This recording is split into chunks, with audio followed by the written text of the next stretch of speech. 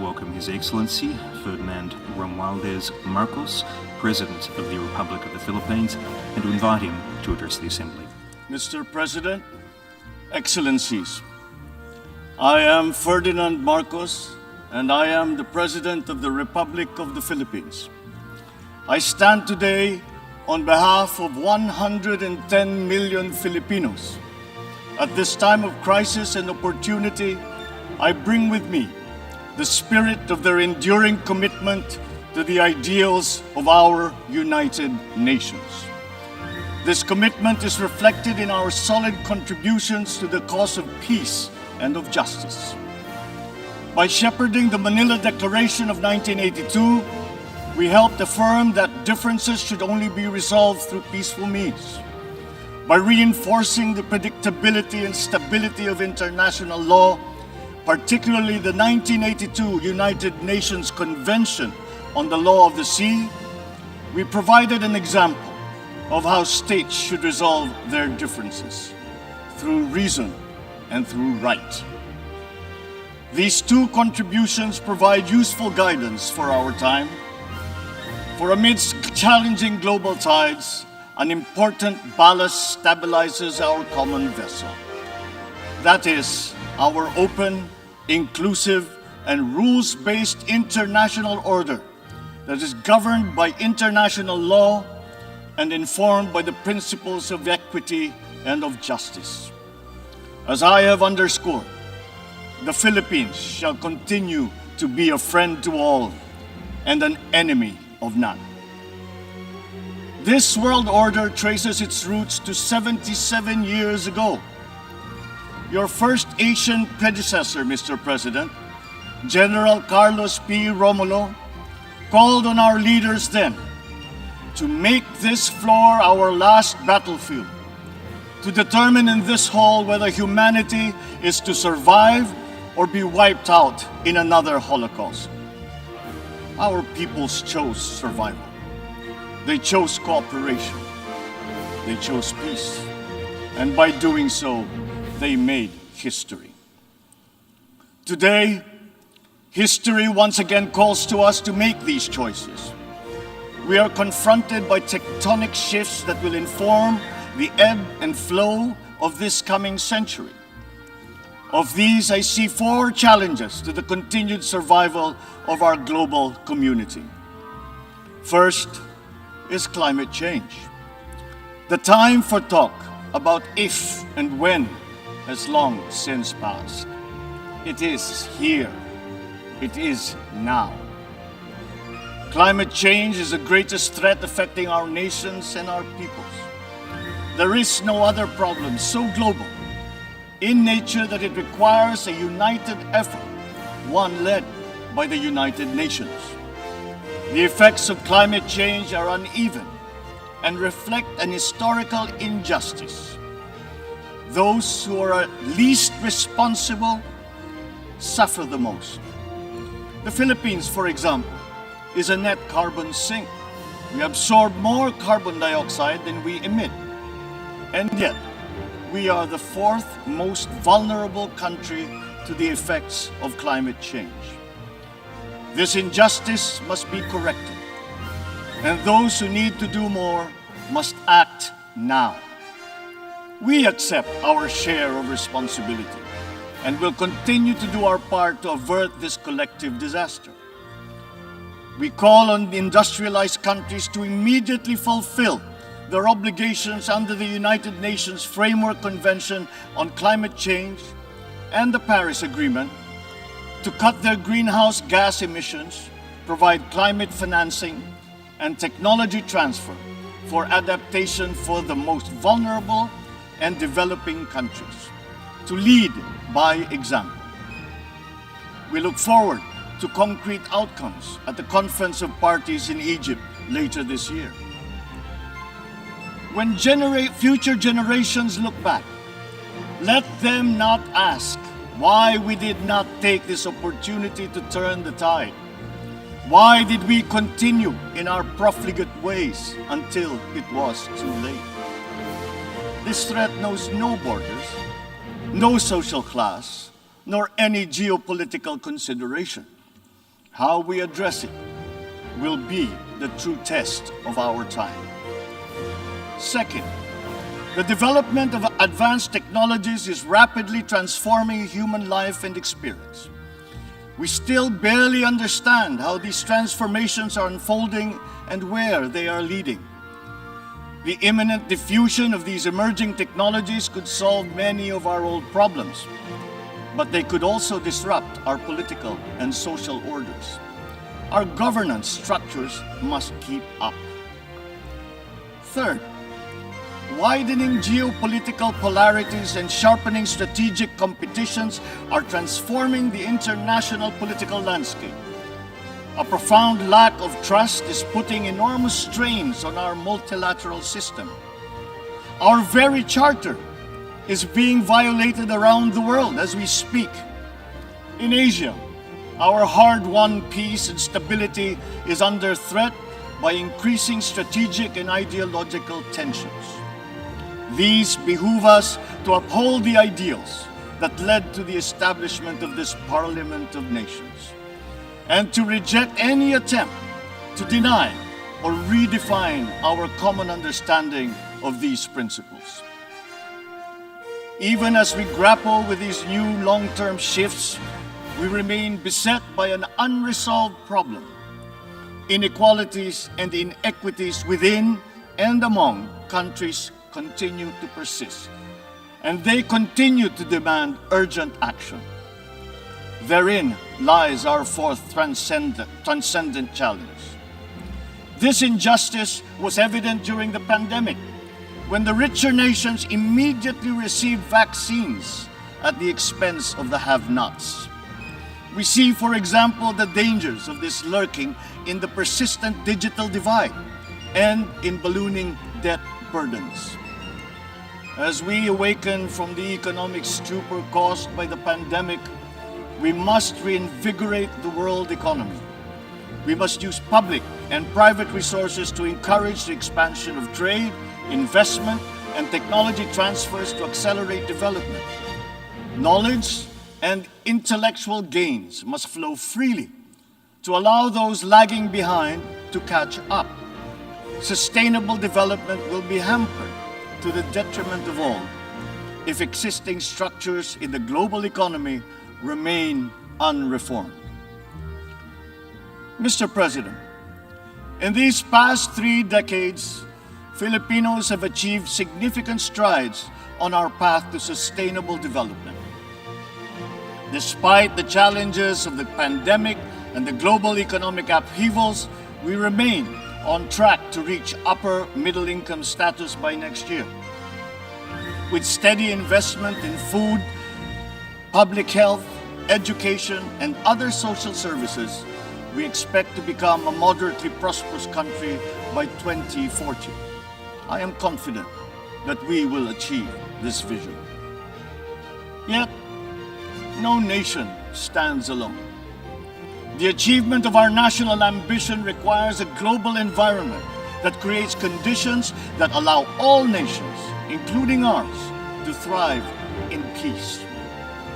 We need the United Nations to continue to work, and we, the Philippines, are determined to be part of that solution. The Philippines did not hesitate to donate to the COVAX facility that helped provide vaccines in many parts of the developing world. Multilateralism and international cooperation do make a difference. Filipino health workers were at the front lines in many countries to curb the spread of the virus, risking and oftentimes sacrificing their own lives to save those of others. We have always been an optimistic and courageous nation. Despite the enormity of these challenges, we believe that solutions are within our collective grasp. You, Mr. President, have already identified 3 tools that are at our disposal. First, solidarity. We need to reaffirm the wisdom of the founders of our United Nations. This means transcending our differences and committing to ending war, upholding justice, respecting human rights, and maintaining international peace and security. Nuclear weapons continue to pose an existential threat despite our efforts to build norms that resoundingly prohibit them. We must reject the notion of deterrence and remain committed to decreasing the global stockpile of these weapons. At the same time, we must also address the scourge of the proliferation of all weapons, be they small arms, light weapons, or improvised explosive devices. Our work must also focus on ensuring that the international system remains fair, not only for all states, but more importantly, for all peoples. This system must work for the most vulnerable, especially the marginalized, migrants, refugees. The world has witnessed the enduring contribution of migrants in the fight against this pandemic. We still dream of an end to the disturbing incidents of racism, of Asian hate, of all prejudice.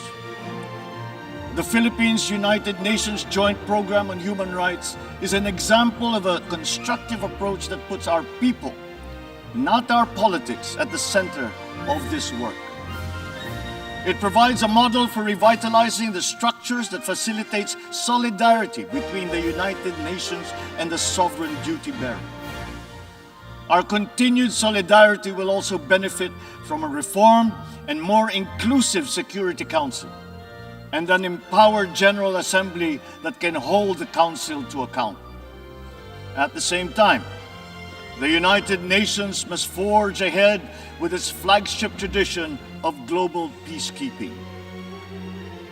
My country's experience in building peace and forging new paths of cooperation can enrich the work of the Security Council, and to this end, I appeal for the valuable support of all UN member states for the Philippines' candidature to the Security Council for the term of 2027 to 2028.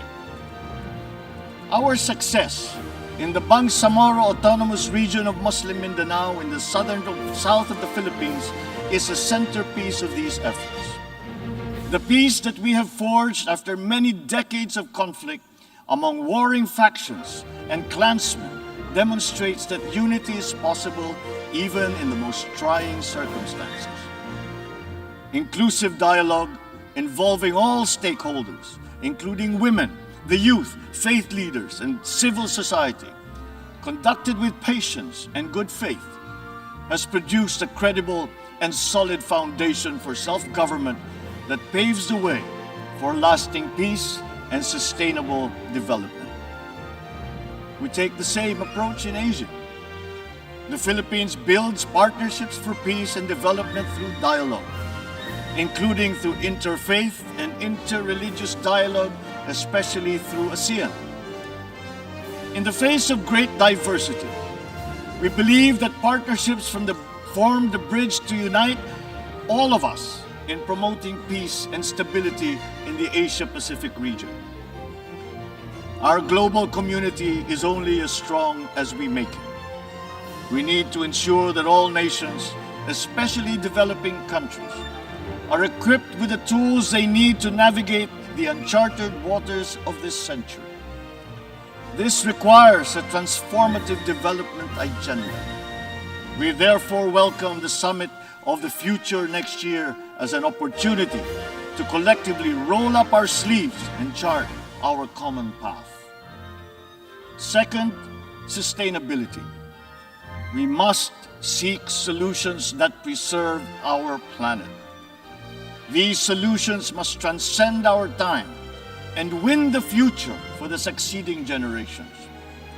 We crafted the 2030 Agenda for Sustainable Development as a platform of unity where our societies can build a future that is resilient and that is inclusive, where our people can be healthy, happy, and secure.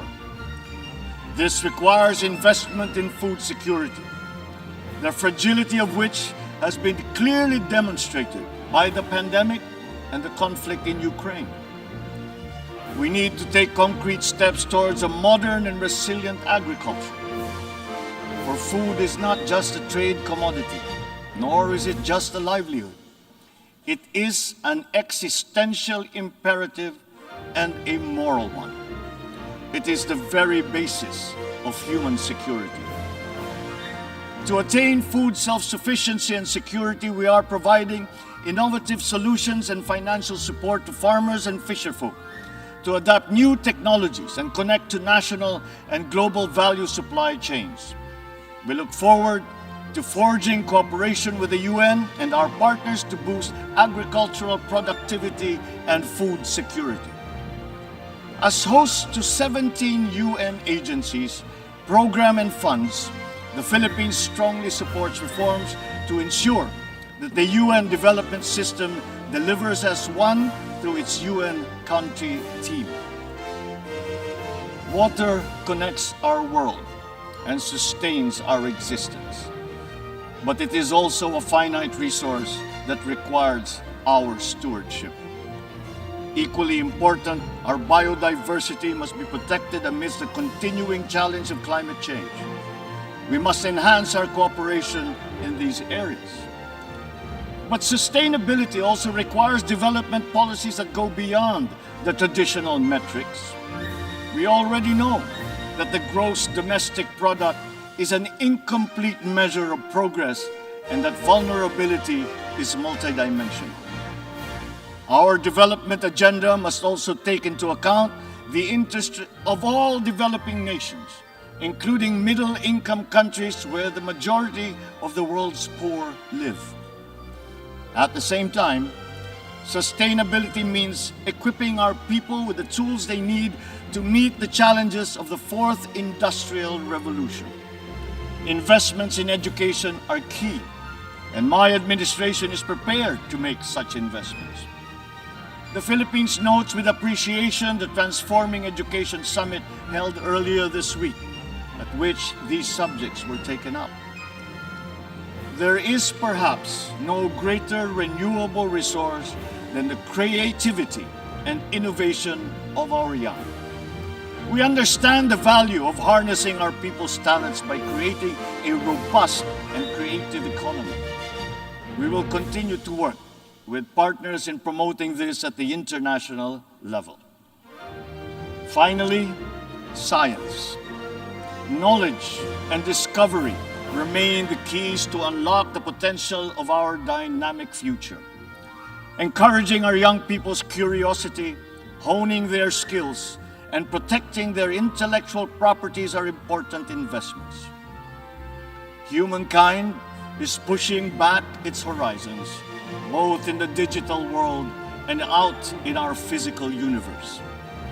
Access to these domains is an inalienable right of all nations, as are peaceful uses of all existing and emerging technologies.